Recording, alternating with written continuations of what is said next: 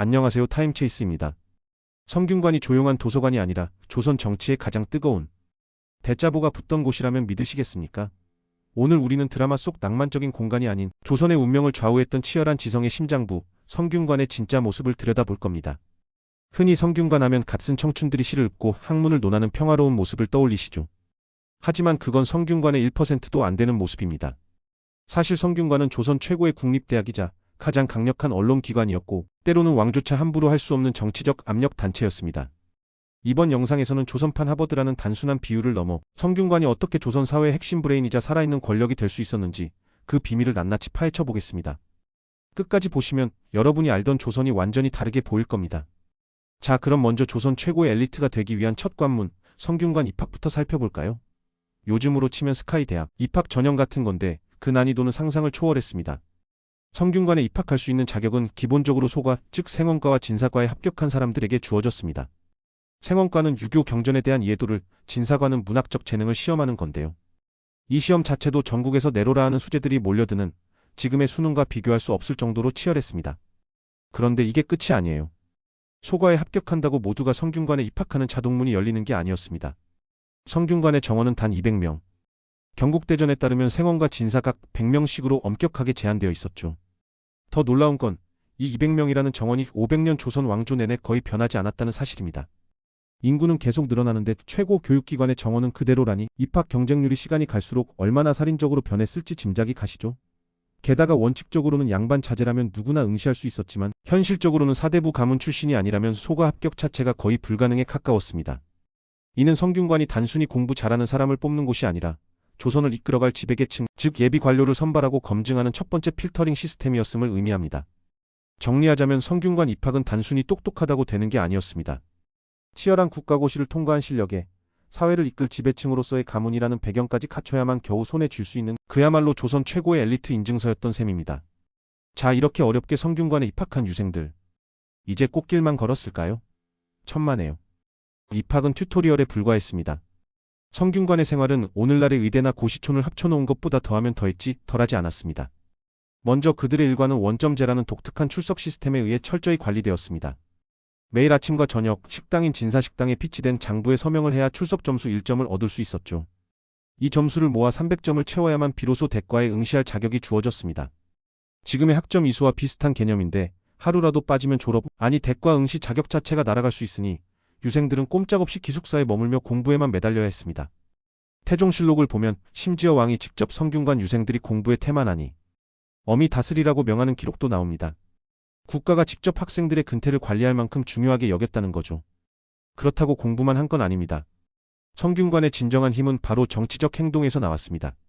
성균관 유생들은 단순한 학생이 아니라 국가의 장래를 책임질 예비 관료라는 강력한 정체성을 가지고 있었습니다. 그래서 왕이나 조정의 정책이 유교적 도리에 어긋난다고 판단되면 그들은 집단 행동을 서슴지 않았습니다. 대표적인 것이 바로 권당과 유소입니다. 권당은 일종의 수업 거부 혹은 동맹유학입니다. 유생들이 모두 기숙사에서 나와 버티며 자신들의 요구를 관철시키는 거죠. 유소는 유생들이 연명하여 올리는 상소, 즉 집단 성명서입니다. 성종실록에는 폐비 윤씨 사건에 반대하여 유생 수백 명이 권당을 하고 유소를 올렸다는 기록이 생생하게 남아 있습니다. 이는 당시 성균관이 왕권조차 무시할 수 없는 강력한 여론 형성 집단이었음을 보여주는 대목입니다. 그들의 상소 한 장, 그들의 수업 거부 한 번이 국정의 방향을 바꿀 수도 있었던 겁니다. 여러분이라면 미래 출세가 걸린 상황에서 불의에 맞서 목소리를 낼 수 있었을까요? 댓글로 여러분의 생각을 들려주세요. 이처럼 성균관은 학문의 전당인 동시에 예비 관료들이 정치적 훈련을 쌓고 국가 이념을 체화하며 자신들의 목소리를 내는 방법을 배우는 정치 인턴십의 현장이기도 했습니다. 그렇다면 왜 조선의 왕들은 이토록 까다롭고 때로는 비판적인 학생 집단을 국가의 전폭적인 지원으로 육성했을까요? 여기에는 성균관의 더 깊은 역사적 의미가 숨어 있습니다. 첫째, 성균관은 조선이라는 국가의 정체성, 즉 성리학적 통치 이념을 생산하고 재생산하는 이념의 발전소였습니다. 조선은 무력이나 혈통만으로 다스리는 나라가 아니었습니다. 성리학이라는 고도의 통치 철학을 기반으로 세워진 시스템의 국가였죠. 왕부터 일반 백성에 이르기까지 모두가 이 시스템 안에서 움직여야 했습니다. 성균관은 바로 이 시스템을 유지하고 발전시킬 핵심 인재, 즉 성리학적 엘리트를 길러내는 심장부였습니다. 따라서 성균관에 대한 지원은 국가의 근간을 튼튼히 하는 가장 중요한 투자였던 셈입니다. 둘째, 성균관은 왕권을 견제하는 최후의 보루 역할을 했습니다. 유생들의 집단 행동이 때로는 왕에게 골칫거리였겠지만 역설적으로 이는 왕이 독단과 폭정으로 흐르지 않도록 막아주는 안전장치이기도 했습니다. 유생들의 비판은 공론, 즉 올바른 여론으로 존중받았고 왕은 이들의 목소리를 무시할 수 없었습니다. 정조실록을 보면 정조가 직접 성균관을 찾아 유생들을 상대로 시험을 치르고 그들의 의견을 듣는 알성시를 거행하는 장면이 나옵니다. 이는 왕이 성균관의 권위를 인정하고 그들과 소통하며 국정을 운영하려 했음을 보여주는 상징적인 모습입니다. 오늘날의 대통령과 청년의 대화와 그 맥락이 다 있다고 볼 수 있죠. 결국 성균관은 단순한 교육기관을 넘어 조선이라는 국가 시스템을 떠받치는 두 개의 기둥, 즉 인재 양성과 왕권 견제라는 핵심적인 역할을 동시에 수행했던 것입니다. 그들이 배우고 외쳤던 모든 것은 개인의 출세를 위함이기도 했지만 동시에 국가의 안녕과 직결되는 문제였습니다. 오늘 우리는 조선 최고의 지성들이 모였던 곳, 성균관의 진짜 모습을 탐험해봤습니다.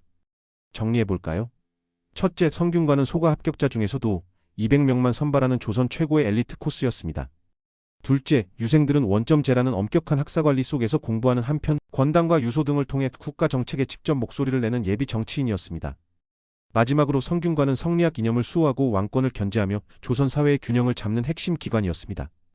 율곡 이 퇴계 이황을 비롯해 조선의 역사를 움직인 수많은 인재가 바로 이곳 성균관에서 배출되었습니다. 그들은 단순한 지식인이 아니었습니다. 책상머리 학문을 넘어 국가의 미래를 고민하고 불의에 맞서 행동했던 실천적 지성이었습니다. 비록 500년 전의 이야기지만 이들이 보여준 치열한 학구열과 사회적 책임감은 오늘날 우리에게도 깊은 울림을 줍니다. 진정한 지성이란 무엇이며 이 시대의 리더는 어떤 덕목을 갖춰야 하는가에 대한 질문을 던지게 하죠. 역사는 단순히 외우는 것이 아니라 오늘을 비추는 거울입니다.